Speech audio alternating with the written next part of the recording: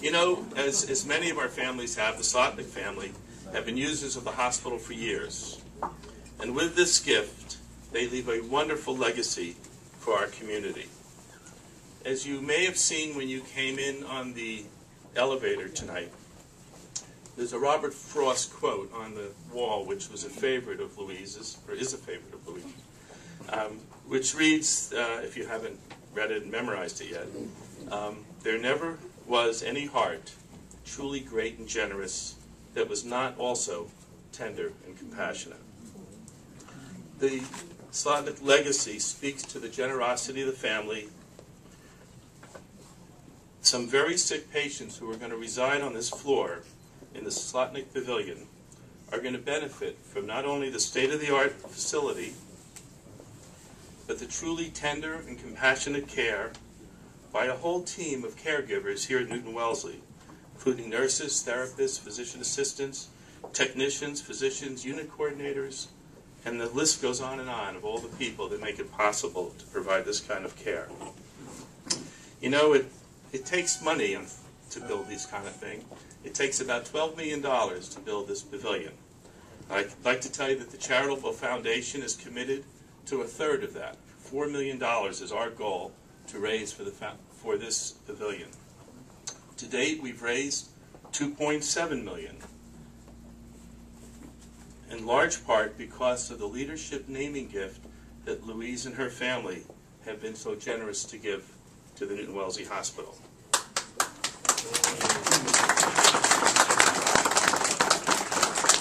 On behalf of all the medical staff and nurses who are going to have the privilege of working on the Slotnick Pavilion, Louise and family, thank you very much.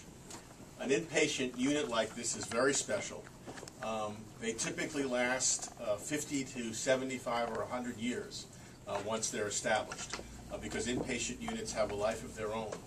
And even this floor has a number of special elements that may not immediately be obvious.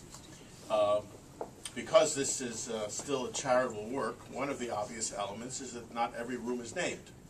And therefore, when you walk around, if there's a particular view you like or a particular room you like, I'm told that there still are some available. The second and more seriously special element is that half the floor is ICU ready. And for example, today, I was at a meeting down at Partners where they were talking about H1N1 or swine flu and what the epidemic issues may be with treating that illness. Tom Lee, who works at the New England Journal, was reviewing studies from the southern hemisphere, where of course the illness has spread much further. And they noted that 20% of all the ICU beds in the southern hemisphere were devoted to taking care of patients with H1N1. And I don't know if that's going to happen to the northern hemisphere, but if we were suddenly hit with the need to take care of a 20% surge in ICU care in Boston, that would flood every ICU or would stop the use of the ICU for almost any other purposes like cardiac surgery. Half this floor is ICU ready, so that if we ever had such a circumstance, this floor has the potential to take care of ICU patients.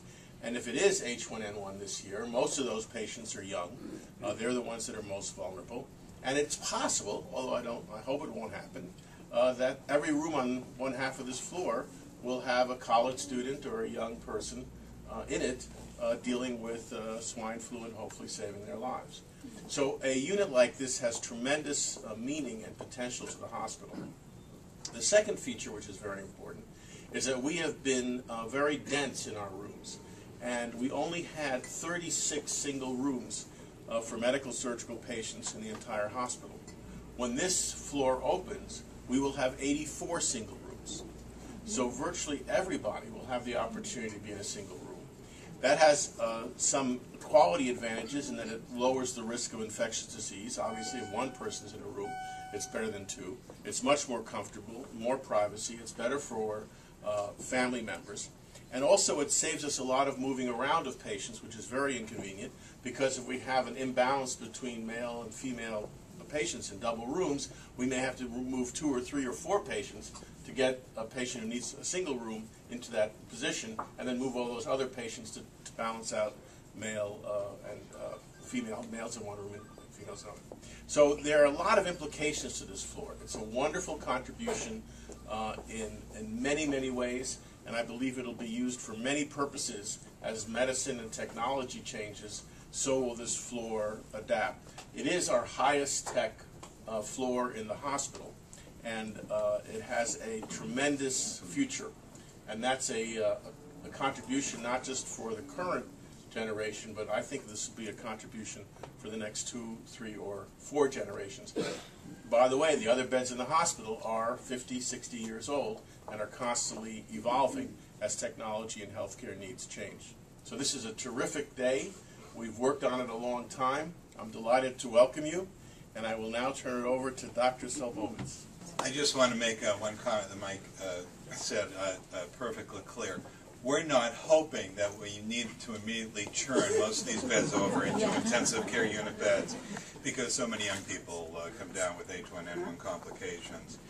But actually that does segue a bit into something I was thinking about. I didn't know what to say. I'm sort of overwhelmed by the pavilion. I'm overwhelmed by the space, the geography, the ability to move freely.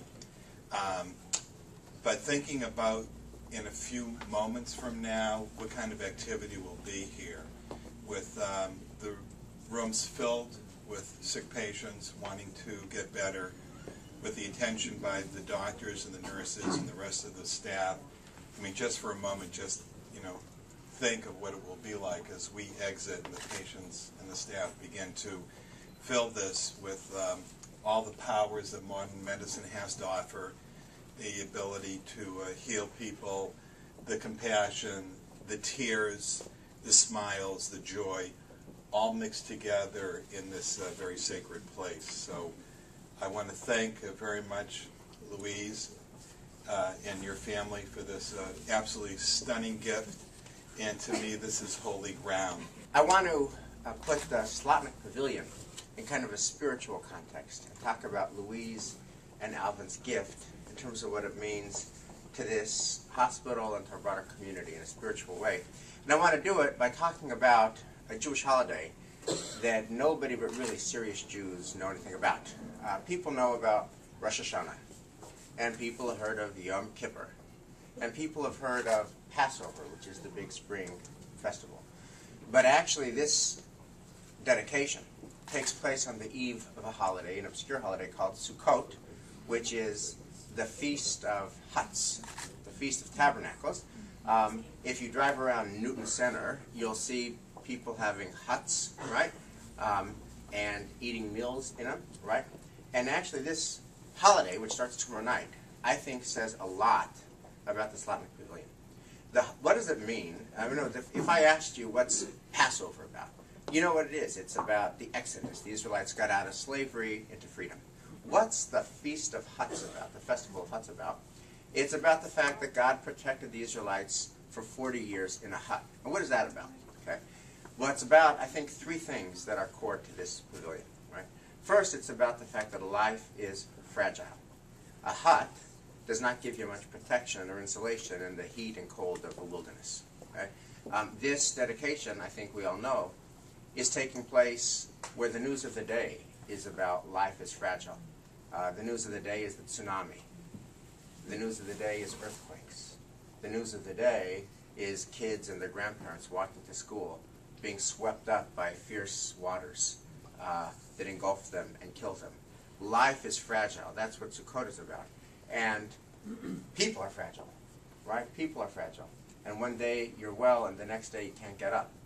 And one day you're well and the next day you faint. And the fragility, the precariousness of the human condition, which is at the heart of Sukkot, is at the heart of the mission of this hospital. Okay? So one part of Sukkot is life is fragile. One part of this recognizes life is fragile. But the Sukkah, the tabernacle, the hut, says that in the face of that fragility, there is presence, healing presence, whether the healing presence of God for those who believe and aspire to believe and work to believe, or the healing and helpful presence of people. And the Slotnick Pavilion is about responding to the fragile character of life with healing presence. And when you are sick, and when you are in need of medical attention, and when you are in a hospital setting, you're absolutely vulnerable. And the care that you get at this place, at this sacred place, this is holy ground. It's holy ground because it's about saving lives. And that's what this place is about.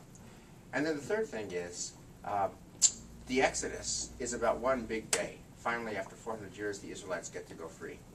But the Sukkot is about 40 years of schlepping in the wilderness. 40 years of schlepping in the wilderness, 40 years of ordinary days.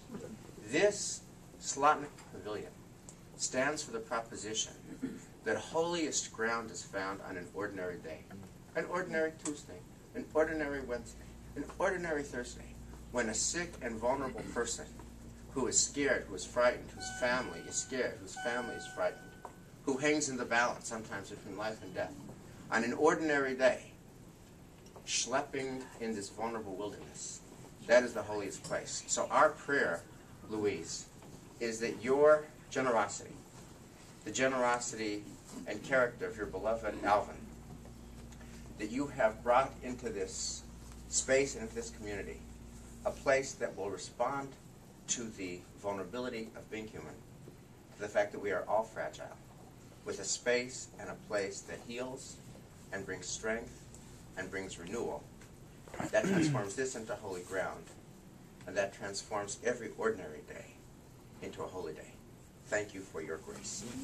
I just want to say thank you for coming. My children and I, my grandchildren, we're very, I don't, what's the word? We're just happy to do this, and we've talked about it, and Alvin is flying around somewhere saying, now what did you do? And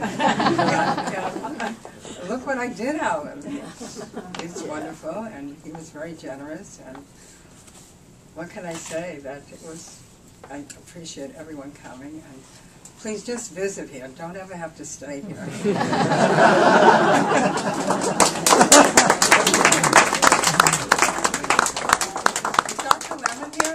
Dr. Lemon here, the emergency. Now that I have my own facility here, they don't really send me from the emergency room. But Larry Friedman takes good care of it. So I thank you all for coming, and enjoy, and come in and see this gorgeous, gorgeous place. Okay. 1, 2, 3.